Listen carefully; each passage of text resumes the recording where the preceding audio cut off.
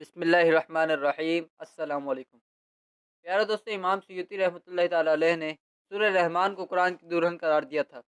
سورہ رحمان میں اللہ تبارک و تعالیٰ نے اپنی تخلیق کردہ دنیا کی کئی نعمتوں کے حوالے کی مثالیں دی ہیں، جیسے سورج، چاند، پانی، مختلف پھل، درخت، موتی وغیرہ، تاکہ انسان ان نعمتوں کو دیکھ کر اللہ تبارک و تعالیٰ کا شکر گزار بنے۔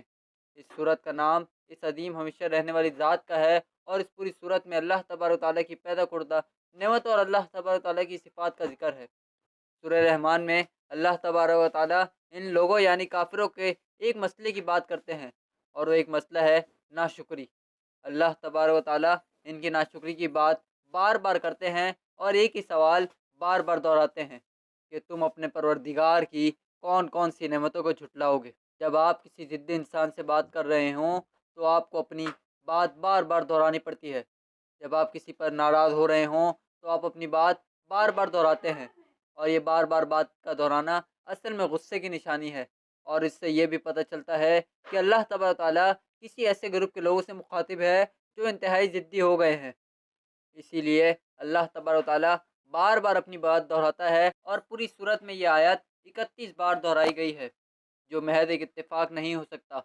اس آیت کو دیکھ کر کفار مذاق اڑاتے اور کہتے کہ ایک ہی بات کو بار بار کہنے کا مطلب کیا ہے؟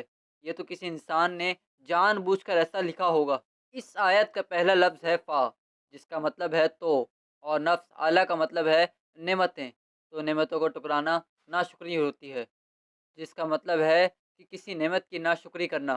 اس نعمت کو لانے والے کی ناشکری ہوگی، اور اس آیت میں تمام انسان اور تمام جنات کو مخاطب کیا گیا ہے، اس لیے یہاں لفظ ربط یعنی سب کا مالک شدت سے غصے کو بیان کرتا ہے کہ اللہ تبارک و تعالیٰ انسانوں اور جنات سے یہ سوال کر رہا ہے کہ تمہارے رب نے تم پر ہر طرح کی نعمتیں نازل کی ہیں، تو کیا تم ان نعمتوں کی ناشکری کر سکتے ہو؟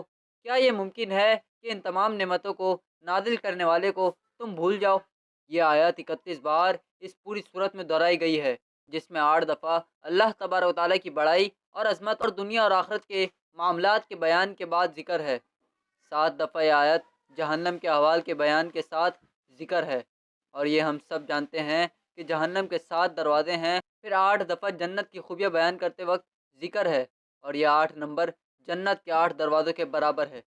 اس لیے یہ بات واضح ہوتی ہے کہ جو شخص پہلی 8 چیزوں پر عمل کرے گا، یعنی اللہ تبارک و تعالیٰ کی عظمت اور بڑائی کو دل سے مانے گا، اور دنیا کے معاملات میں اللہ تبارک و تعالیٰ کے احکام کو مانے گا اور آخرت کی فکر کرے گا، تو اللہ تبارک و تعالیٰ اس کو جہنم کے 7 دروازوں سے دور لے جا کر جنت کے 8 دروازوں میں داخل کرے گا۔ اب اس آیت میں موجود الفاظوں کو دیکھتے ہیں کہ ان الفاظوں کا کیا مطلب ہے۔ جیسے کہ پہلے ذکر ہو چکا ہے کہ لفظ اعلیٰ کا مطلب ہے نعمتیں، چاہے چھوٹی ہوں یا بڑی، کم ہو یا زیادہ، لیکن ہر نعمت اللہ کی رحمانیت کو ظاہر کرتی ہیں۔ یہ لفظ سوال کے ساتھ آیا ہے، یعنی جو تمام انسانوں اور جنات کی طرف اشارہ ہے۔ پھر لفظ رب ان تمام نعمتوں کو پیدا کرنے والی ذات کی طرف اشارہ ہے، جس کی مرضی کے بغیر اس دنیا اور آخرت کی تمام نعمتیں ظاہر نہیں ہو سکتی۔ اس آیت میں لفظ اعلیٰ لفظ رب سے منسوب ہے، جو اس سچائی کو صاف صاف بیان کرتی ہے۔ پھر لفظ ربکما جو رب اور دو مخلوقات یعنی انسان اور جن کے ساتھ منسوب ہے، جو یہ ظاہر کرتا ہے کہ رحمان جس نے تمام انسانوں اور تمام جنات کو پیدا کیا اور ان کی نظر آنے والی اور پوشیدہ ضروریات کا اہتمام کیا، تو وہ رحمان جو بہت خیر خواہ، بہت مہربان اور بہت رحیم ہے۔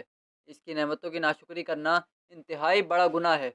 اس صورت میں یہ آیت پہلی دفعہ آنے کے بعد 30 مرتبہ مزید دہرایا گیا ہے، جس میں نمبر 3 اور نمبر 30 کا گہرا تعلق پوشیدہ ہے۔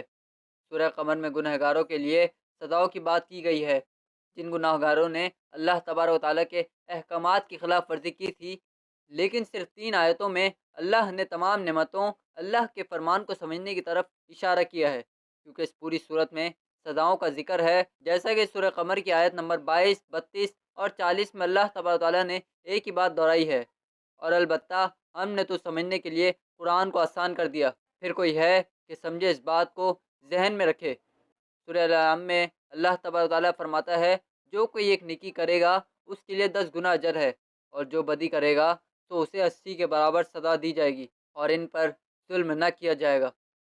یہ آیت اس بات کو واضح کرتی ہے کہ ایک نیکی کا بدلہ 10 گنا ہے، لیکن ایک گناہ صرف ایک ہی دفعہ لکھا جاتا ہے، تو اس لیے سورہ قمر میں یہ آیت 3 مرتبہ دہرائی گئی ہے، کیونکہ وہاں سزا کا ذکر ہے، لیکن سورہ رحمان میں یہ ایک آیت مزید 30 مرتبہ دہرائی گئی ہے، یعنی ایک پہلی مرتبہ اور 30 بار مزید جگہوں پر آئی ہے، کیونکہ یہاں نعمتوں کا ذکر ہے، اور یہ 30 ضرب 10 کا حاصل ہے۔ جیسے سورہ قمر میں 3 مرتبہ ایک آیت کا ذکر آیا ہے کیونکہ وہاں سزا کا ذکر ہے، لیکن سورہ رحمان میں 30 مرتبہ کیونکہ وہاں نعمتوں کا ذکر ہے، تو ایک نیکی کا اجر 10 گنا ہے، تو 3 ضرب 10 جو کہ 30 بنتے ہیں۔ 31 بار اس آیت کے دہرانے کے پیچھے ایک اور حکمت یہ بھی ہے کہ یہ نعمتیں دو طرح کی ہیں، ایک وہ جو نقصان یا مصیبتوں کو دور کرتی ہیں، اور دوسری وہ جن سے فائدے حاصل ہوتے ہیں۔ اب سورہ رحمان میں 8 جنتوں کا ذکر ہے جو سب سے بڑا فائدہ ہے، اور 7 جہنم کا ذکر ہے جو سب سے بڑا نقصان۔ اب 7 اور 8 کو جمع کریں تو یہ 15 بنتے ہیں۔ اب جبکہ سورہ رحمان میں 2 طرح کی مخلوق سے اللہ تبارک و تعالیٰ مخاطب ہے، یعنی انسان اور جن، تو 15 کو 2 سے ضرب دیں تو اس کا جواب 30 آتا ہے، جو اس صورت میں پہلی دفعہ آنے کے بعد مزید 30 دفعہ دہرائی گئی۔ یہ تمام نشانیاں ان لوگوں کے لیے ہیں جو قرآن سے انکاری ہیں، اور جن کے لیے اللہ تبارک و تعالیٰ نے اتنی نعمتیں اس دنیا اور اس دنیا کے بعد آنے والی زندگی میں بھی رکھی ہیں، لیکن پھر بھی لوگ اللہ تبارک و تعالیٰ کی نعمتوں کی ناشکری کرتے ہیں اور اس کی نعمتوں کو نہیں مانتے۔ اللہ تبارک و تعالیٰ سے دعا ہے کہ اللہ تبارک و تعالیٰ ہمیں قرآن پڑھنے اور اسے سمجھنے کی توفیق عطا فرمائے، اور ہم سب کو شکر کرنے والی زندگی نصیب فرمائے، آمین۔ دوستو، امید ہے آپ کو آج کی ویڈیو بھی اچھی لگی ہوگی۔ چینل کو سبسکرائب اور ویڈیو کو لائک کریے گا۔ ملتے ہیں اگلی ویڈیو میں، تب تک کے لیے اللہ حافظ۔